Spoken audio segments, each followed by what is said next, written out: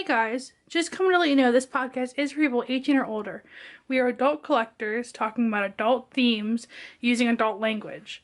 So if you're younger than the age of 18, you probably shouldn't be watching this. Alright, see ya! Woo! Hey guys, welcome to another episode of DOLLCAST. My name's Kristen. I'm Carl. I'm Carly. And welcome to DOLLCAST! So what do you think your creative process? How would you develop a character? Just out of the blue. So what I would typically do is, if there's a sculpt that I really like, I'll plan a character around that. Mm-hmm. But all of my characters are yokai, or another word could be oni. It's the Japanese word for demon. Mm-hmm. So all of my characters are based on a mythological creature. Mm-hmm. Not all of them are strictly like a Japanese demon, but most all of the attributes have some sort of demon quality to them. So Mm-hmm. I have a Jade Rabbit character who's based on that. So when I started working on his concept, I was like, I want to have a bunny boy. So typically when I do creative process, it's thinking about what attributes of a demon or like the backstory of a demon can I use for a character. I like the term bunny boy. Bunny boy. Bunny boy. It's just really cute. How about you? I guess there's kind of two different ways that I approach it. Like if I'm trying to make like a canon character like Disney Princess Mysterio, who, because I don't ever document anything when I'm doing the creative process because it's in my bed with blackout curtains and the lighting is terrible. I should say that this is DC's superhero girl body that I modified and did sanding and modified the neck peg. And that's a Funko Pop Mysterio head that has a Barbie's little sister Stacy, neck connect thing shoved inside. so that I can, because there's nothing in the bobblehead. Yeah. Which people would know if I documented the process. Yeah. Well, so, thanks for that. We share on Instagram for those of you who don't know. So, thank you. You make my job harder. Yeah. We were writing the notes for this, what we want to talk about, and I wrote down, Caroline not giving a fuck. That was what I wrote for you, because you don't document anything. Yeah, so, for, characters that actually exist, it's more like, can I jerry-rig this? Yeah. And then if I can, I'll just go somewhere weird from there, like, Mysterio's now a Disney princess I love because it. It I works. said so. Yeah. But for, characters that come out of my brain, I guess, I started off just with, an OC that I just sort of had in my brain for a while, and when I bought the doll off you, I was like, oh, this could be that character. Yeah. And then it was just sort of developing the characters and world around her. And, just sort of, I saw someone online who has, an OC, and then she just, tweaks the OC to go in, different AUs. That's cool. So that's sort of what I'm doing, and how, if you look up here, there's, some stuff that I've 3D printed. One of them's, a motorcycle helmet, the other one's, a Spartan helmet. So that I can, make armor or, different things, props for the different, characters or the AU. Tell us about your 3D printing adventure. Okay, so, the university that I'm at, if you get the training, you can use the 3D printers in, the basement for free. Which is awesome. I got the training for the maker bots. There's two. There's, the Replicator Plus and, the regular. So I learned how to use the MakerBot software, and it's basically any 3D file, .stl or .obj, I can put into the thing, and I can adjust the different axes in, millimeters and change the size. And then I plug it into the printer down in the basement, and I sit there and watch it print, and most of mine print overnight because I am printing huge things. I imagine watching something print is like watching paint dry. Yeah. The last thing I printed, the raft, is the thing that prints first, so that there's something for the plastic that's coming out of the extruder to actually stick to, because the MakerBots don't have a heated bed, so they're not, using heat to stick it to the bed. Yeah. It took 2 hours for the raft to print. Jeez. And I have to stay there because once the raft is done printing, you'll know if the print starts to fail and you have to fix it, or they'll just cancel it and you'll lose out on your printing slot. Oh, shit. And surprisingly, even though the printers are in the actual basement of the library, and there's got all this other equipment in there, so it's warm, when it's cold, it messes up with the way the layers dry, and so the more things you have printed horizontal on the actual raft, the more likely it is that it will lip and get stuck to the raft and does not actually come off. So I'll give you some pictures so you can like put them in post, but there's some very interesting things that happen to things I printed horizontal instead of like standing up and having supports. Oof. Which, if you have something that's like more than like a 45-degree angle, you want breakaway supports. Yeah. So that the extruder has something to print on, because it can't just print on air, or you're just going to get like a blob of plastic. Yeah. I can only imagine the disappointment of like, it has spent this many hours, but it's fucked up. Yeah, a couple of them.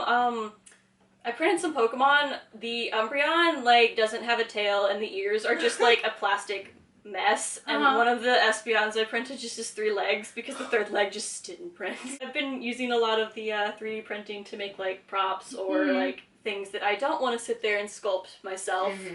I don't blame you. That's 3D printing is so cool. You know Joann's has 3D printers now? Really? Yeah, they have like, and they're like $600, but they're like Polaroid brand 3D printers, and I'm like, what now? Polaroid is making you a 3D printer.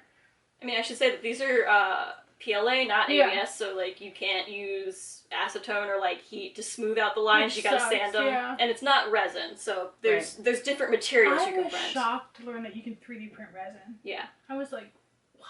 The resin printer is broken, but apparently it is a nightmare to use because you have to like sit there and mix the resin and like guesstimate how much you need to put into the machine. Oh god! And like everything around it is like has a layer of like resin coating it because people will touch the machine and then touch other things and they have resin all over their hands. Yeah, and it doesn't cure if it's like if you have like A in one hand and B in the other. So I can only imagine how like disgusting everything is to touch. Also, I already have hard enough time making like regular resin. I can't imagine printing resin. A lot of where I kind of decide to go with the characters and the dolls, it's like, can I actually like print this, or if not, make it myself? Because if not, then that idea will just get tabled. Because you're very accessory oriented, I think. Yeah. You like your props and your stuff. That's really cool.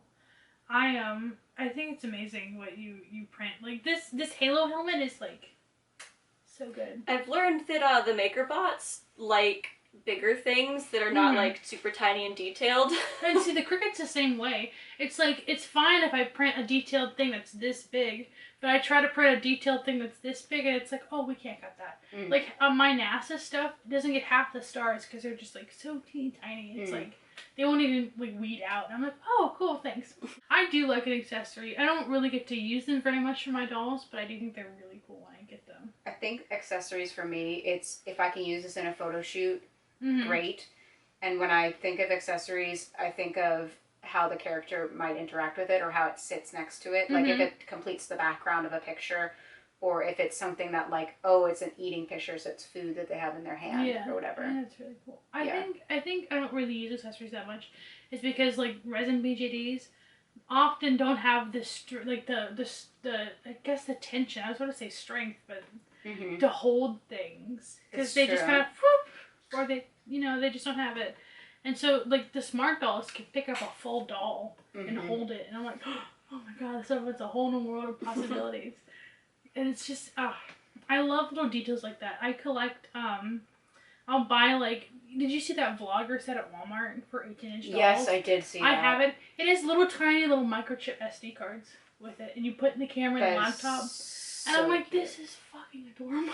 I have like 2 ways to do characters. So either I am terrible and I cave and I buy a doll and then I have to figure out who I want to put in it, or I'm like, okay, the harder version is, all right, I have this person in my mind. Okay, what do I want to do with it? Like, what kind of doll? And that's really hard. It's figuring out what doll to put with what character, I think. It's finding tough. The right sculpt. Yeah, because it's always like, they never have what you want specifically unless you sculpt it yourself. Which is like, you can do it, but it's like, I don't want to put the effort in. Props to all y'all who are sculpting your own BJDs. Like, I could never. I've also had the problem where, like, I have a concept and I've got a sculpt in mind and I've got the resin tone and, like, what hair, and then I go on Instagram and somebody has that exact same, everything I'm thinking of, and I'm like, well, I gotta rethink that. There was a Native American character I had a while ago, and I was looking somewhere, someone had gone, like, I was looking at the Ill House Boys, and I was so excited because I was gonna get one. Someone had picked out the same exact head sculpt and skin tone and wig that I wanted. I'm like, God damn it. God damn it. I have weird moments where I also fuss over names for a really long time. Like, I'll have like a list of like 6 or 8, and then I'll narrow, and then I've had moments where I'm like, someone has that name already that like follows me, or I follow them, and I don't want them to think that I'm like using their name. Especially, like, not all of my characters have Japanese names, but a lot of them do. And it's that moment of like, I don't want to pick one that everyone uses too. And I try not to pick names of people that I know. I Yes. try very hard not to do that. How do you guys come up with your backstories? Like, just... I had the issue and struggle of when I first bought Phoebe, it was the only doll that I was like, okay, I'm going to get her, and I might not get any other dolls after that. And then I caved, and I got a lot more dolls after that. And I ran into the issue of, I have lots of characters and stories in my head. I didn't plan on any of the dolls that I was getting, so I have no story. And I finally have started thinking about a story. Yeah. But it's that... the world building and the like concept story really only came to me within the last 6 months. Yeah. And that is the issue of trying to figure out, like, how do my characters interact with each other, and how do they interact with that world of like trying to understand all of that kind of thing. How do you write your backstories? So the first doll, the one I got from you, I sort of just like shelled a character that I'd had in my mind a little bit already. And I'm one of those people that, like, it bothers me when fiction doesn't, like, when it's blatantly not, like, with reality. Yeah, I don't like that either. So, like, I did, like, a whole bunch of research on a weird, like, career that I thought was interesting. And so it was sort of, like, building off of, like, this one character and, like, the setting that I had put her in and, like, what that is. And just sort of expanding from there.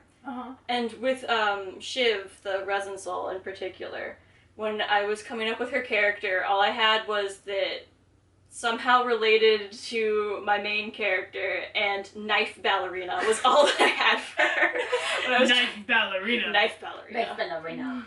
And so that was just sort of how I was developing her. I was like, the Knife Ballerina. You gotta make her an actual ballet outfit.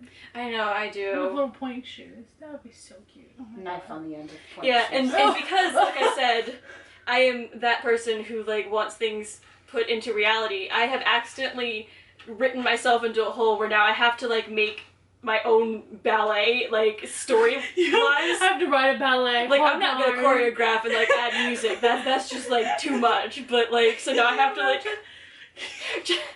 just for, like, a photo shoot on Instagram. Can you imagine doing a whole stop-motion ballet with Shiv? I mean, hilarious. you would want to do that. Don't look at me. You would want to do Don't that. look at me. I've seen people do a lot of really cool stop-motion stuff with BJs. Yes. But imagine, like, a whole ballet. Like, Yeah, so now I'm coming up with a spider ballet, a ballet about spiders, That's because great. that is what happens. That's so good. As I your love photographer, have things planned out really well for me so that it fits your vision. There's some other characters that I'd like to have, that. but part of my problem, and we were going to talk about this a little bit later, is, like, doll wants. And it's like, I don't know any sculpts that are, like, older people that aren't, like, maybe 30s at the oldest. Yeah. And I've seen people that do those hyper-realistic where, like, they add in the aging lines and, like, wrinkles. But that's a lot of work, and then I would constantly be worried about, like, chipping. Or, like, having to wipe a face to, like, do some sort of maintenance and having to redo it all again and not be able to get it right. Well, and it seems like a lot of people who make, like, the older age dolls are all SDs. And you guys don't really like SDs so much. Yeah, I don't have the space for, like, an SD. Can you imagine you getting a giant house? And like, having to, like, pair them with, like, the MSDs, it would look odd.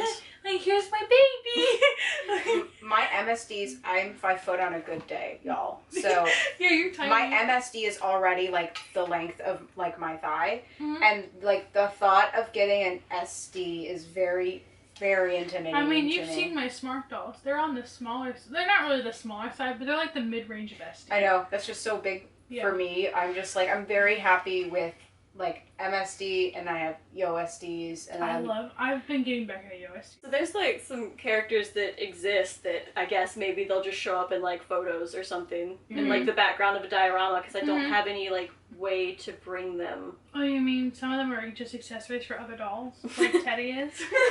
some of the characters existed before, like, I even really got into the hobby, so it was like, I'm not gonna, like, fix the entire story, so then these characters are now suddenly, like, 30 years old, and they're, like, in their 60s or 70s. But I wish there were more sculpts that were for that. I'll probably end up having to, like, look at, like, art dolls made on Etsy, or just, like, older dolls that aren't, like, BJDs. I have to show you this. I don't know if it's a head, or I think it's a mask or something. So it's called a Dolls B something. And they made like an old man head, like face thing. Really? Someone had it on the wanna buy thing, and it's so weird to look at. I'll send it to you, and I'll post a picture somewhere, but it's really weird. I think it's interesting that you can't be the only person who wants an older sculpt. Yeah. There's a lot of really cool ways that you can find BGDs in places you wouldn't expect. I know a lot of people buy from Taobao. I'm pretty sure it's Taobao. Taobao. Yeah, Taobao. But I've never ordered from there. But I've seen people with like hauls of like, I ordered 50 pairs of shoes and like 20 jackets and like 15 pairs of pants. So my understanding of Taobao is you have a seller an agent. Yeah. And they help you purchase. Because for people who have language barrier, you use the agent to help you purchase what you want through Taobao. Yeah. And a lot of, like, I know that a lot of Taiwanese sellers will actually, like, list through Taobao to get their artist doll. Or, like, to get their specially made clothes or whatever. Yeah. So they'll use that as their guaranteed agent. Yeah. A good way for people to get through, because they may not have access to eBay due to censorship. Yeah. So, like, people will use Taobao, they'll use Weibo, they'll use other texting apps to sell, like Line also, because it isn't censored. So it's a good way for people who are on the other side of the globe from us to connect. Yeah. That's cool. I know that Japan has Mandarake. Yeah, and Canada has Kijiji. So that sounds Kijiji. Yeah, I was looking on Amazon the other day because I was looking at the wigs for Smart Doll, and I was like, oh. Yeah, the one that I have is really nice, and I've seen they have some clothes on Amazon as well. I think it would be nice to just try it out, just to see. Yeah, Phoebe through Amazon. Yeah, I actually she was through Junkie Spot. Junkie Spot had an Amazon page for a little bit, so I was like, I know Phoebe and I know Hujo, so I'm just gonna get her. I'd like to go to Fabric Friends, which is in Maryland. It's up in Maryland. Yeah. Yep. I've been thinking about looking at their Smart Dolls and putting one on layaway. They have 6-month layaway on them, and I'm like, okay. It's nice we have Denver Doll, which is in Denver, Colorado, and they're a brick and mortar store, and then there's also Fabric and Friends. That's also a brick and mortar store. And there used to be a Melon card, which I'm not sure I think there was like I don't know if it was you could go in it, but I knew you could there was a physical. My R.I.P. Melon card. I miss them so much. Do you have any doll plans for 2020? I kind of want to do I kind of want a tiny doll, and I either want them to be like a little imp or an angry fairy, like grumpy fairy. So I just drew this size because I want them to be like a small fairy. If I go for the Doll Leaves Wish, I think I'm going to like, he would be a good goal to achieve, and have him be more Western, like Western style dress. That'd be cool. So that's my goal. My biggest goal, though, is I want to finish some dolls. I want their characters to be done. I want their clothes, their wigs, their everything done. What are your doll goals? So this is very ambitious, and I don't know if I'll be able to do it. But, a lot of the story behind my dolls deals with, like, racing and, like, rally racing, and I want to 3D print a car. Like, it's gonna be in pieces that I have to put together, but I want to 3D print, like a correct size car for them to sit in. Because there's some cars that I like that are, like, they're for, like, 18-inch dolls that when you put like a minifee in it, the scale is more correct than it is for the 18-inch. But like, that's mostly just like convertibles or like hot pink cars. Have you seen the American Girl RC car? I feel like you'd have a lot of fun with that. Just well, you see, the thing that I can do is I can get a remote-controlled car, like, schematics, and then 3D print that, and all I have to do is, like, put in the wires and things like that. And that's something that I can force my older brother to do, because he loves that kind of shit. That'd be so cool. What are your goals? Mine are very small. I want to get to 3,000 sales on Etsy. That's a good my goal. End of the year December goal. I would like to I want to do more stuff with us. Like, I want to do another tie-dye thing. I think that would be a lot of fun. And I really want to... I've had this thought in the back of my head where I've sort of been wanting to write, like, a doll sewing book. I love that. That's You so cute. I like that. Like a zine? Yeah, sort of like a zine. And I want to include, like, patterns in the back. And, like, I don't know what kind of format I would want it. But I want it, like, a print book. I also want to buy a doll. I've been thinking of buying a smart doll in layaway. Don't know which one. I would take all of them, honestly. I want to make more shit. I want to make more good shit this year. I'm excited to make good stuff. Yeah. Oh, yeah. I've been sort of obsessed with, like, the Mobenjo logo on my stuff. And I don't know if that's self-centered or not, but I really like it. I like it. It's just like people rep Supreme. Yeah. People, rep Kim Kardashian stuff. Like, yeah. It's the same. You are a brand. Yeah. It's a brand that can be repped. So, when you decide your characters, when you decide dolls, like, do you look at... I don't know how to word this. Do you look at the sculpt for the character, or do you, like... I don't know. How do I... Like, how do you shell a character? Yeah, that's what I'm asking. Yeah, thank you. Okay. English, thanks. Thank you. So, once again, a lot of mine started when you, like, offered me your mini fee for cheap, and then when I was thinking about how I wanted to do things, and the original concept for the second doll I wanted fell through, then I was just sort of trying to find a sculpt that could look similar to that mini face, because I wanted them to be sisters, fraternal twins. I didn't want them to be identical. I probably would have gotten a Chloe if I wanted, even though mine's a Celine. So that one, it was really more like trying to find enough familiar features. Yeah. So that I wouldn't have, like, characters who are supposed to be fraternal twins that look nothing alike. Yeah. That's I think in the future, the way I'll be choosing is, because I've got 2 minifees and then I've got the May. Yeah. I kind of want something that doesn't have, like, the same, because they all have, like, cutesy little noses. Yeah. And that's why I'm kind of looking at some of the resin souls, just because they tend to have a little bit different with, like, noses and eye shapes. You can end up with some interesting stuff there, so I'm trying not to have, like, same face on my dolls. For my thoughts on buying a character, so if I pick which, like, mythology I'm gonna go with first, I'll look for a doll that suits that. So like I have a Mio, and Mio has really large eyes in her sculpt, and I was looking at that specifically for a fish inspired character. But when I picked Saffron, who's Assume, I was like, I just want something with hooves. Hoofies. I need hooves, and these are my choices. So that is what I started just looking at hooves. Like, I looked at a Doll Zone that had hooves, and then Zoom has so much more options, and they're more... Zoom has so many. They went through a whole hoof phase. Yeah. They had Amadelli, Amber, Helliot, and they had all these hoof babies, I guess. Yeah, so that's sometimes the motivator, is just like, I just want this attribute, and I'll figure out the character later. My doll wants are much more realistic. I really want, I had it in my head. I want a Vendall. Which is, Granado has, like, the big buff boys. And so they came out with a vinyl version of them. Oh. And so they're vinyl, they're really cute, but they're more realistic vinyl. But apparently they don't pose as well. And I'm like...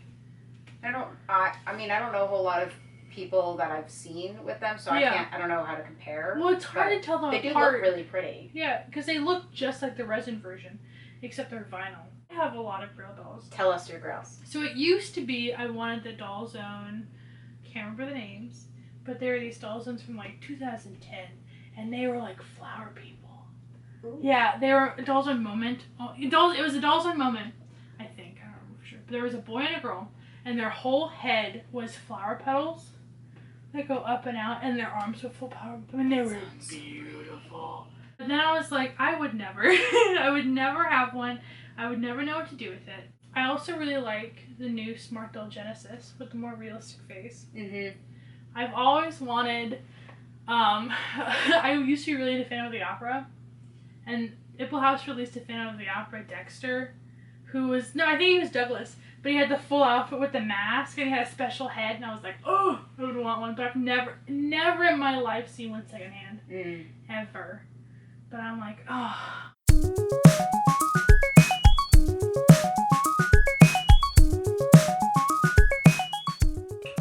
trying to make like hot grandpa.